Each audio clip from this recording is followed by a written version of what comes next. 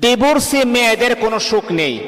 আপনি 100% কথাগুলা বলছে, আপনি খবর নিয়ে দেখেন, যারা ডিভোর্সি হয়ে গেছে তাদের কোনো সুখ নেই।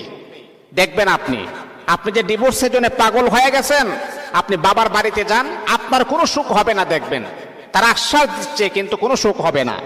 দেখবেন বাবার বাড়িতে গেলে বাবার বাড়ির কথা শোনা লাগে যে একজন ডিভোর্সি মেয়ে কত কষ্টের ভিতরে থাকে। যখন কিছুদিন আবার যাইতে থাকবে, তখন দেখবেন আত্মীয় স্বজনরা আপনাকে আর ভালো চোখে দেখবে না, তারা আপনাকে খারাপ চোখে তারা দেখার চেষ্টা করবে। 3 নাম্বার হচ্ছে আপনি দেখবেন ভাই বোনের কথা শোনা লাগে। আপনি চলে আসছেন, এক সময় দেখবেন আপনার ভাই আপনার বোন আপনাকে এমন ভাবে কষ্ট দিয়ে কথা বলবে, আপনি কোথায় যাবেন, কার কাছে আপনি যাবেন।